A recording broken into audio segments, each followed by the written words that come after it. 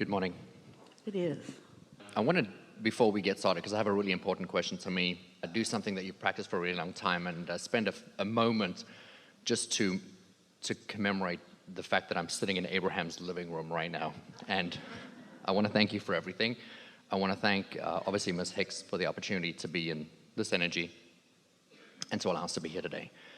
We are all in this together. Yes, we are. And we also want to let you know that we'll come directly to your living room.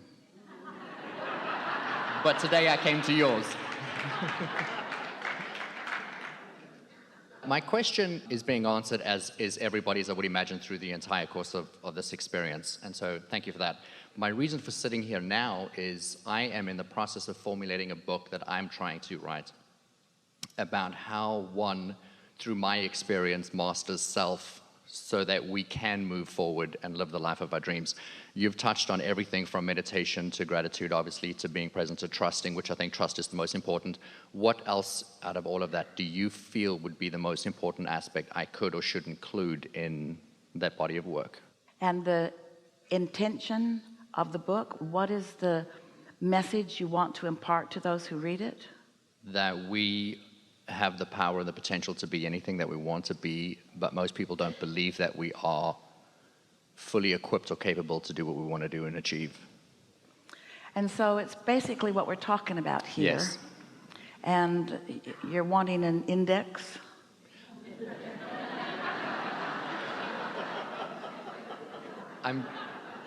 Yes.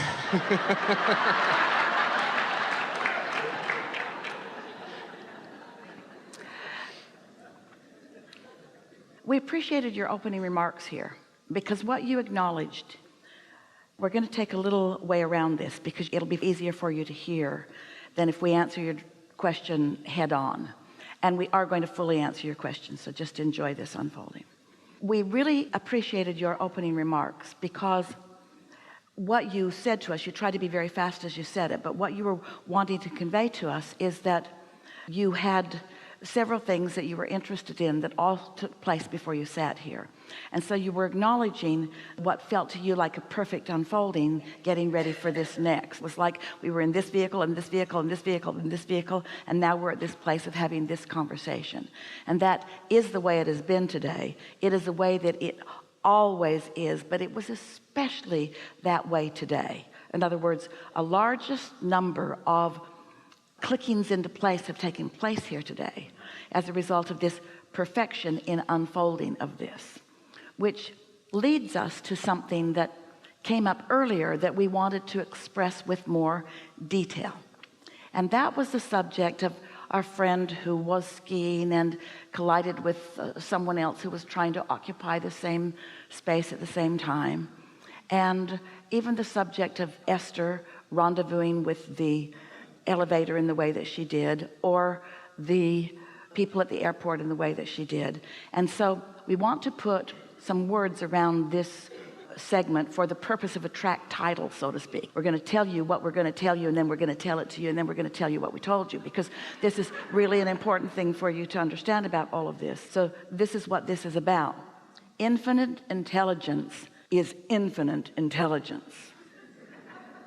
And there are not enough words that could be articulated even in your entire lifetime to adequately describe the knowledge that infinite intelligence holds in relationship to you, in relationship to everything and everything else in the universe. This is mastery of understanding. This world doesn't just go around. This world is created. It is creation. It is not by chance. It is not willy-nilly. It is not airy-fairy. It is not by accident. It is not coincidence in the way humans mean coincidence. It's coincidence in that you're co-creating incidences, but timing of things. The timing of things is a masterful creation that we want you to focus on and just do your best to feel just for a moment. We want you to feel the all things are possible nature of this conversation that we're offering to you here. So a statement that we made that collided with some of your belief systems earlier today was that the night before, Esther's inner being knew what the circumstance of that elevator was going to be the next day. That kind of has to twist your brain into a knot. It makes it sound like things are predetermined, or like there is something that is out of your control. It isn't like that at all. Nothing is out of your control. It's just that every path isn't the path of least resistance. Nothing is out of your control, meaning that there is always a path. You discovering the path has to do with your willingness to intertwine with that broader perspective who does know. Some years ago, Esther and Jerry were in Texas, and they went to pick up their mail at a little town a short distance from where their house actually was sitting. And when they got to this little town and to the post office was surrounded by water. They had sandbags in the doorway to try to keep the water out, because the Cibolo Creek had risen from the large amount of rain. And so they couldn't get in to get their mail, but the roadways that they were driving on were high enough that they were fine, but the low areas were off limits to them for a while, for this day. So Jerry said, let's call our friends in San Antonio who own a 1,000-acre ranch sort of right in the San Antonio city limits, and that Cibolo Creek runs right through their property. So if the creek is over its banks here, it's soon going to be over its banks there. And it runs right through a pasture where they have cattle and equipment. And so they called them and said, hey, just want you to know the Cibolo's over its banks and it's headed your way. And they had enough time that they moved the cattle into another field, higher ground, got the equipment out of the field, and then their friend called back and said, thank you so much. We were completely unaware. And we said, nice to have a friend upstream. So what we mean by this is something just that simple. Your inner being is in this altitude of perspective, of not just being able to see you where you are in relationship to the now things that are happening, but so much more. Everything, this path of least resistance that we're talking about, everything from where you are to where you want to be is known by your inner being. Everything about you and everything about everyone else that would relate to you is known by your inner being and their inner beings. And your inner beings and their inner beings are vibrationally in cahoots with each other. Vibrationally intertwined with each other for the well-being, for the upliftment of all. Does that make sense to you? Do you understand what good hands you are in? Do you understand that when your life has caused you to ask for something, how much energy and knowledge and energy that creates worlds is on board with you? But when you are doubtful of your own worthiness or not trusting your own ability, then even though that guidance which is available to you, you don't let yourself receive it for reasons of practicing thought. What we mean by that is by keeping beliefs going that you learned from somebody, that you learned from somebody, that they learned from somebody. In other words, most humans are not living in the now, which means most humans do not allow them access to the friend upstream. And we just cannot speak clearly enough the intelligence, the love, and the capability of that friend upstream. So much so that all things are understood because energy is in motion. And energy that is in motion is understandable by non-physical. And the way the energy that is in motion is turning out is understood by non-physical. This is not a guessing game. This is not an if game.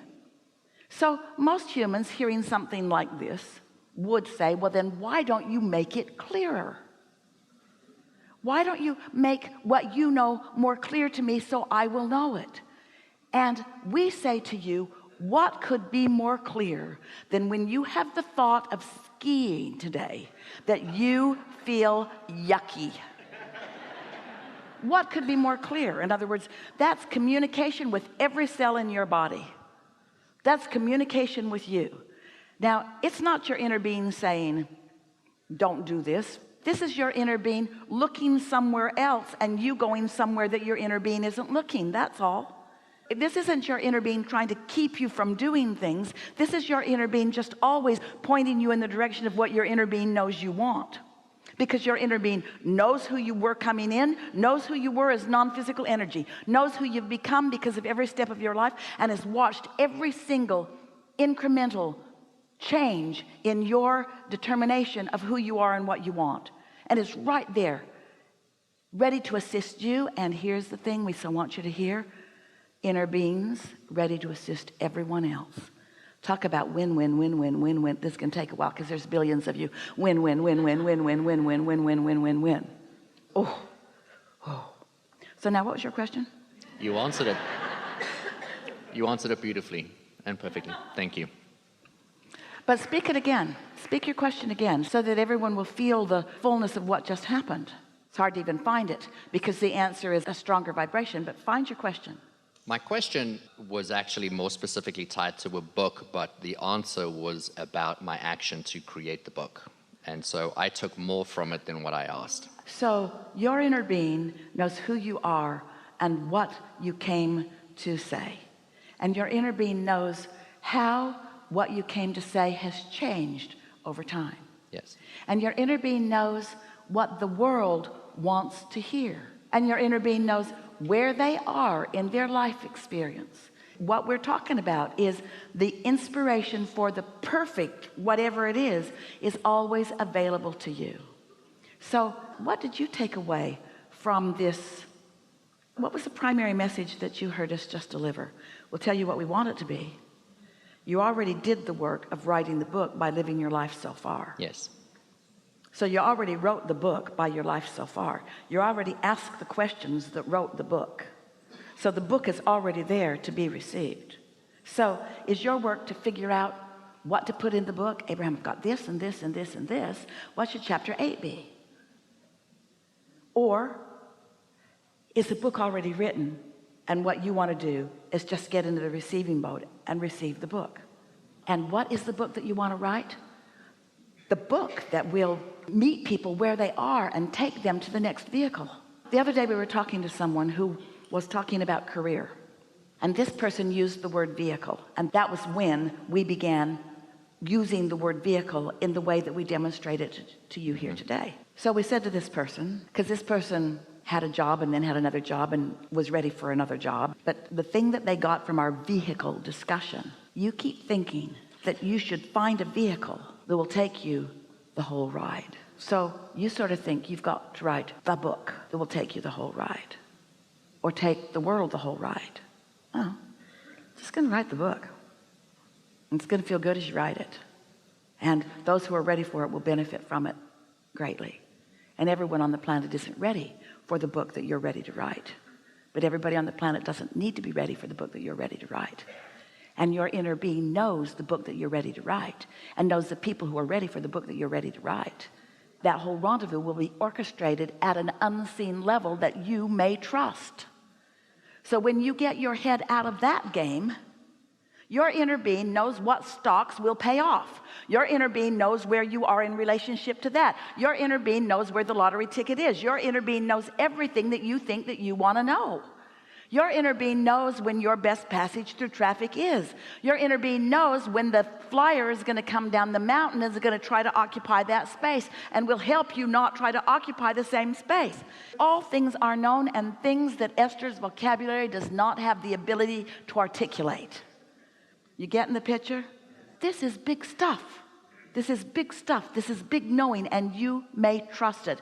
And most of all, and you're not going to get this just from our words, you are worthy.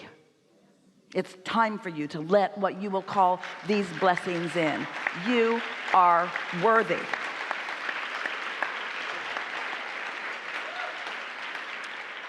So there. This felt really good, and we should do it again. Thank you. There we go.